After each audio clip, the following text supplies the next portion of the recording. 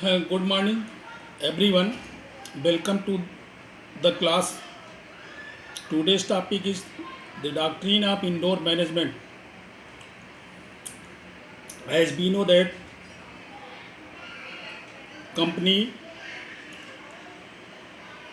is formed after memorandum of association and article of association. Article of association and memorandum both are submitted to the ROC. So all these documents are public documents are open to inspect by the persons who wants to do business with the company. Means company is governed and run by board of directors.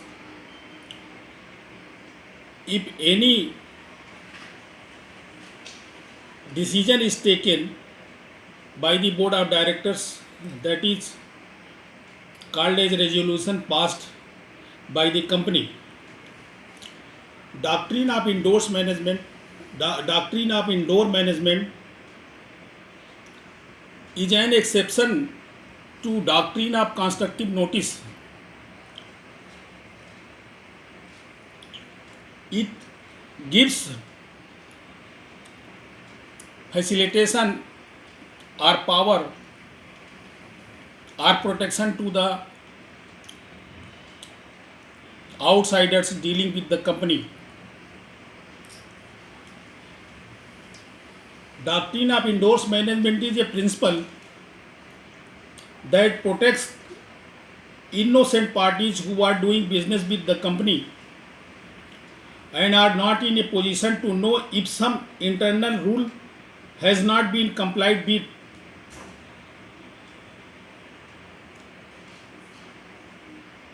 Case law Royal British Bank versus Turquoise 1856.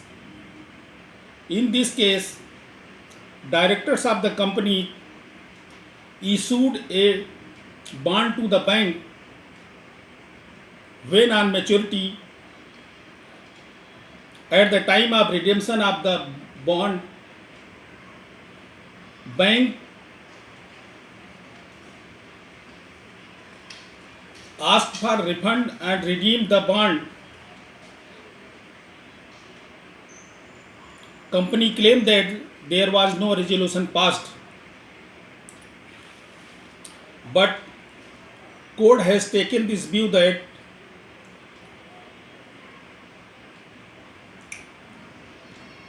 the bank is entitled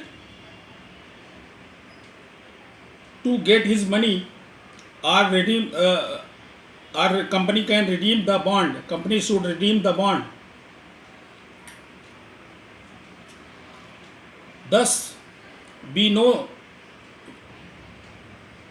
that doctrine of indoor management is a protection to outsiders, and that is exception of the doctrine of constructive notice, where this was provision that parties dealing with the company should know the internal management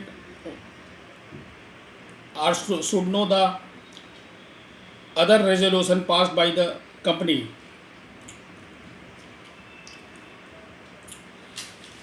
Now, second doctrine is lifting the corporate bill.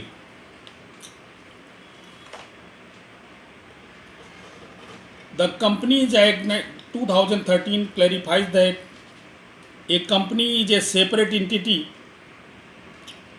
It is distinct from its members, but particularly it is an association of persons who are the business owners of the company and its corporate asset. This fiction is created by a bill that is termed as a corporate bill. Here, lifting the corporate bill under Companies Act 2013, ignoring the company's separate legal entity and has a corporate personality, Lifting of the corporate bill as per Companies Act 2013 ignores the separate identity of the company and looks back its true owners who are in the control of the company. Separate personality is a regulatory advantage and it must be used for lawful purpose. Whenever or wherever fraudulent use is made of the legal establishment, the individual will not be permitted to hide behind the curtain of the corporate personality.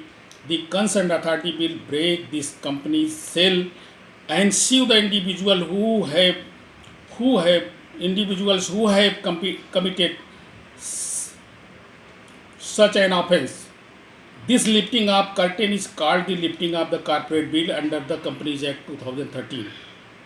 Corporate bill is a safeguard that protect the members from the company's action.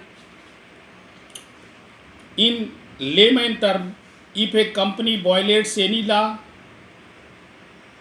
or incurs any liability, the members cannot be held liable. Thus, shareholders get protection from the act of the company. Solomon versus Solomon case was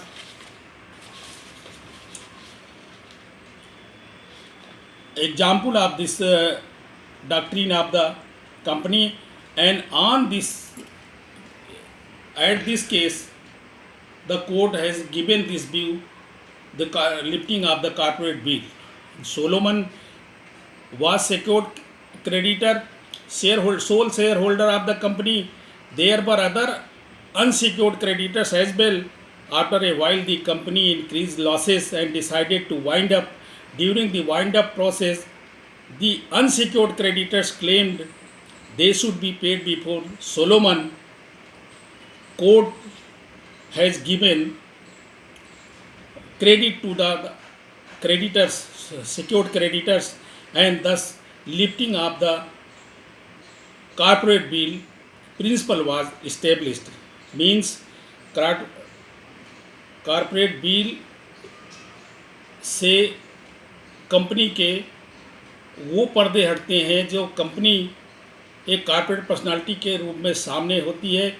उसकी आड़ में जो लोग mismanage करते हैं, fraud करते हैं, cheating करते हैं, गलत काम करते हैं, उस छिपे हुए लोगों को बाहर निकालने को ही कॉरपोरेट बिल कहते हैं। Thank you very much.